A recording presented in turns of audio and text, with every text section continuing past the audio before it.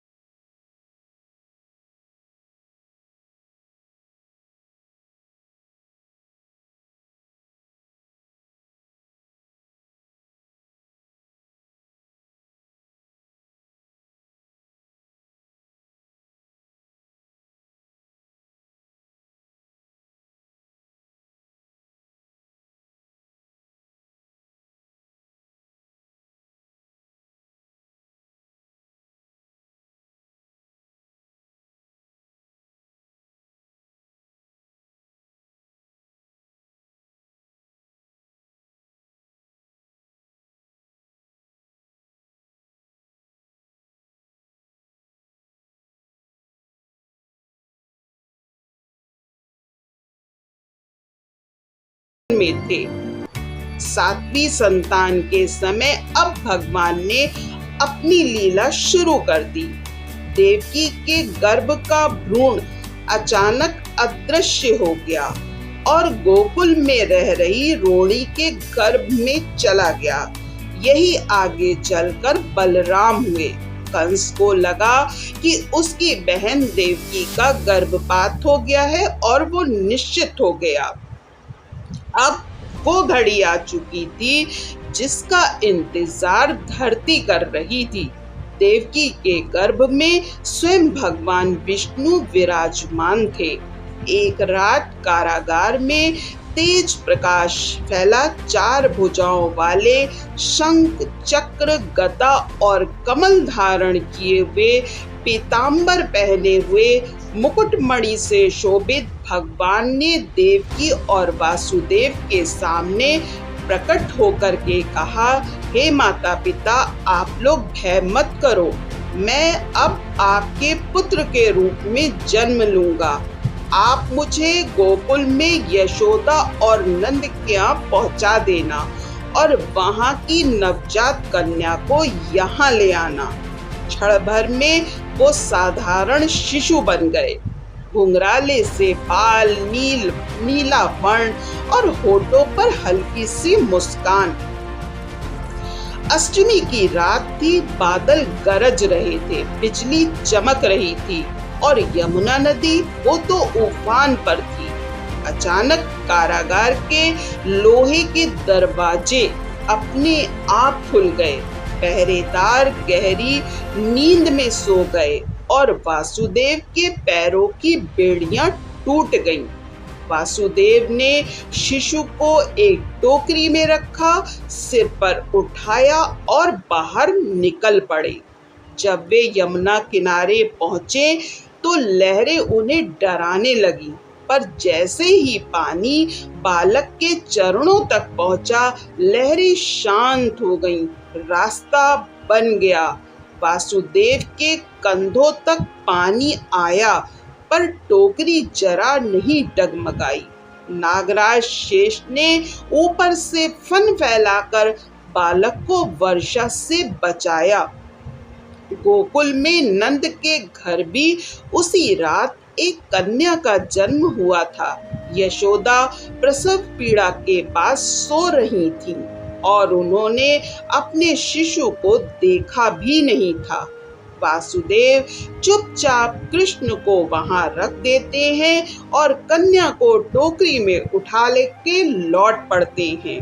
मथुरा लौटकर वासुदेव ने कन्या को देवकी के पास रख दिया।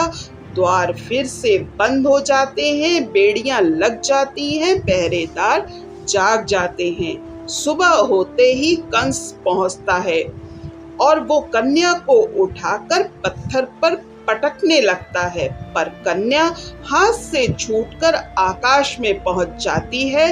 8 भुजाओं वाली देवी का रूप धारण करके वो बोलती है, अरे मूर्ख, तेरा संहारक जन्म ले चुका है और अब सुरक्षित है। कंस क्रोध से कांपने लगा, पर वो कुछ कर नहीं सका। उधर गोकुल में नंद और यशोदा के आंगन में हंसी खुशी छा गई। ढोल नगाड़े बजने लगे, भजन कीर्तन हुआ, सबने मिठाइयां बांटी। कृष्ण अब यशोदा के पुत्र के रूप में पलने लगे। गोपियों की आंखों का तारा बन गए, गोकुल की शान बन गए। साथियों, ये कहानी हमें ये सिखाती है कि ईश्वर के कार्य में बाधाएं आ सकती हैं, पर उनका मार्ग तो कोई रोक ही नहीं सकता। अधर्म चाहे कितना भी शक्तिशाली हो, उसका अंत निश्चित है।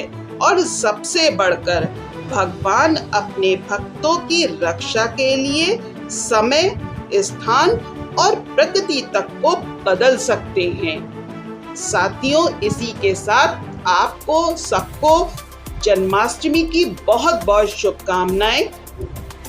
कृष्ण जी आपके सभी सपनों को पूरा करें। अगर आपको मेरा ये वीडियो पसंद आता हो तो आप मेरे चैनल को सब्सक्राइब कर लीजिएगा और मेरे इस वीडियो को ज़्यादा से ज़्यादा लाइक और शेयर कर दीजिएगा।